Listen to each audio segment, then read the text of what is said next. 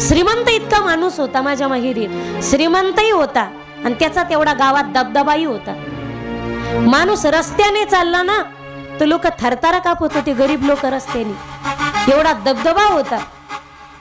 अरे आठवा धान्यासाठी त्याने पितळाच्या वस्तू गहाण ठेवून घ्याव्यात. पितळाच्या पराती, पूर्वी पितळाचे तांबे, पितळाच्या गुंड्या, डेचक्या, कळतात का तुम्हाला? चरव्या. आपल्याकडे गुंडी लवकर कळते. गोरगरीब लोक, जर मालक शेतात गेला आणि त्याला गड्याने, शेतात आऊत हाकणाऱ्या गड्याने जर आऊत सोडलेलं दिसलं ना तर बैलाला मारायच्या चापकाने तो गड्यांना मारत होता. पाया पडायचे, मारू नका हो साहेब, मारू नका हो मालक. अहो आत्ताच बसलो होतो मी, आत्ताच जेवायला बसलो. जोपर्यंत ताकद असते आणि पैसा असतो ना, काही तारुण्याच्या मध्ये न मोजी कोणासी सदा मुसमुसी धुळ्या जाईसा. तारुण्यात ताकद असते, सत्ता असते, संपत्ती असते. या अभिमानामध्ये कधीच राहू नका. दिवस सगळ्यांचे बदलतात. मौका सबको मिलता है, सो सोनार की एक लोहार की. आणि ज्यावेळी तो माणूस म्हातारा झाला ना, म्हातारा, आम्ही आमच्या डोळ्याने पाहिलेली गोष्ट आहे गडे. फक्त मी कुठली ती, तुम्ही तिथं काडी लावायला जाताना इथं आम्ही आमच्या डोळ्यांनी पाहिलं. ज्यावेळी म्हातारा झाला ना, सुनानी लेकांनी एका घरात राहत होते, रस्त्याच्या पलीकडच्या 2 खोल्या म्हाताऱ्याला दिल्या होत्या. सून काय करायची? शुगर झाली म्हाताऱ्याला. शुगर झाल्याच्या नंतर डोळे गेले, त्याचे ऑपरेशन झालं, डोळे गेले. हातापायाला जखमा झाल्यानंतर गँग्रीन झाला, त्याला हातपाय तोडावं लागले. ज्यावेळी जाळला ना तो माणूस, त्याला दोन्ही पाय बी नव्हते आणि हात बी नव्हते. हात तोडले गेले, पाय तोडले. जिवंतपणी जरी एवढं नरक भोगावं लागतं, मेल्यानंतर काय दुर्दशा होत असेल पहा. आयुष्यभर सत्ता संपत्तीच्या गर्भामध्ये कधी जाऊ नका माईबाप. अरे पैशाने फरक असेल, शरीर तर सर्वांचं सारखं आहे ना. जीव तर प्रत्येकाला प्यारा आहे. पैशाने कोणी श्रेष्ठ आणि कनिष्ठ होत नाही. कोणताही माणूस श्रेष्ठ, कोणती जात कनिष्ठ आणि श्रेष्ठ नाही माईबाप. देवाने जन्माला घालताना 2च जाती जन्माला घातले, एक माणूस, एक स्त्री आणि एक पुरुष. या 2 भिन्न फक्त. जाती भिन्न होत असेल, उच्च नीच ते मध्ये माणूस जन्माला येत असेल, गरीब श्रीमंत घराण्यात माणूस जन्माला येत असेल, पण प्रत्येकामध्ये घातलेला आत्मा तर सारखा आहे ना. त्याच्या क्वालिटीत तर काही फरक नाही ना, त्याच्या क्वालिटीत तर काही फरक नाही. डोळ्यांनी पाहिलं माईबाप. सून ज्यावी त्या म्हाताऱ्याच्या ताटात दूध भाकर चुरून जायची ना, कुस्करणं कळतं ना तुम्हाला. ज्यावी दुधात भाकर कुस्करून जायची ना, तांब्याभर पाणी ठेवायची, गिळा. त्यावेळी म्हातारं जेवायचं डोळ्यांनी दिसत नव्हतं. म्हाताऱ्याच्या परातीत एकीकडून ते म्हातारं जेवायचं आणि एकीकडून कुत्रं चाटायचं. कुत्र 6 महिन्याच्या आत एवढं कुत्र असं एवढं दिसत होतं. दूध भाकर खाऊ खाऊ एकाच ताटात दोघं खात होते. माईबाप, तुम्ही दुसऱ्याचे कुत्र्यासारखे हाल करत असाल तर जीवनपणी तुम्हाला कुत्र्याचं जगणं जगावं लागणार आहे. दिवस प्रत्येकाचे बदलतात, फिरतात. म्हणून उभ्या आयुष्यामध्ये नाही 4 माणसं जोडता आले हरकत नाही, पण 4 माणसं आपल्यामुळे तुटतील असं कधीच वागू नका. निदान काय बोलावं हे कळत नसेल ना, तर कसं माणसाने बोलू नये हे तरी आपल्याला कळालं, आणि एवढं कळालं तरी पुष्कळ झालं की कसं बोलू नये. उभ्या आयुष्यात नाही तुम्हाला कोणावर उपकार करता आले तरी हरकत नाही, पण कुणाच्या अंतःकरणाचा शाप तरी घेऊ नका. एखाद्याच्या जखमेवरती तुम्हाला मलम नाही लावता आला हरकत नाही, पण त्या जखमेवरती मीठ चोळायचा तरी प्रयत्न करू नका.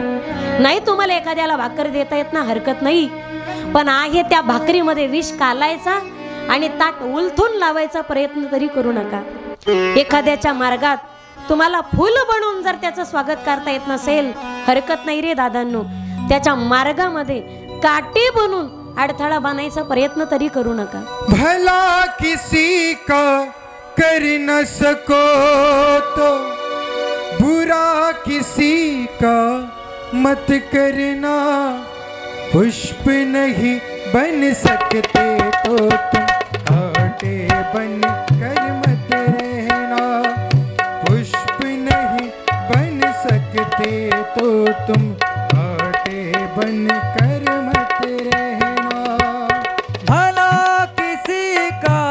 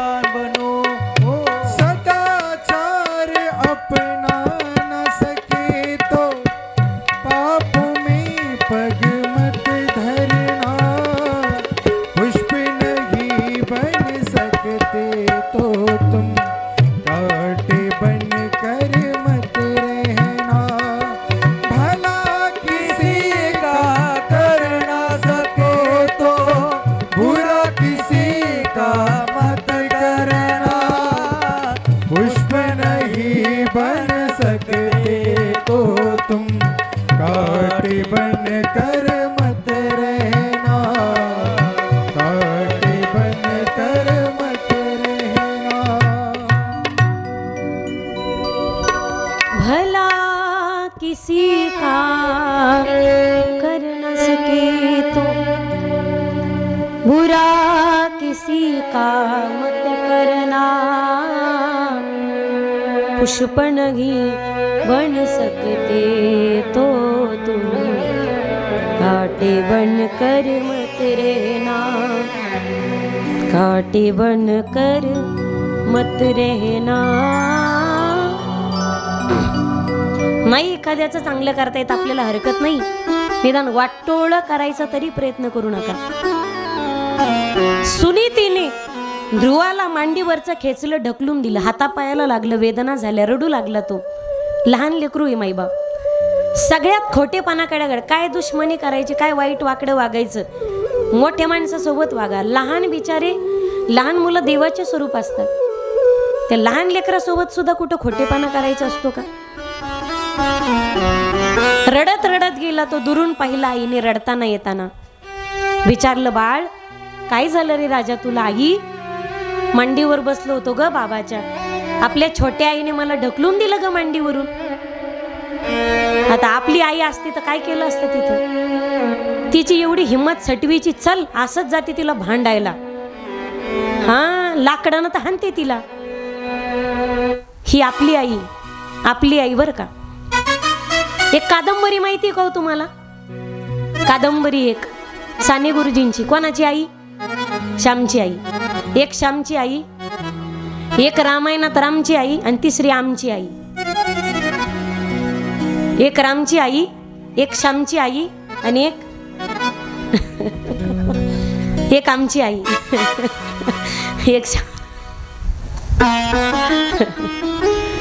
काल मी म्हणू लागले श्याम काला हे श्याम असा डोळे वासून माझ्याकडे पाहत होता।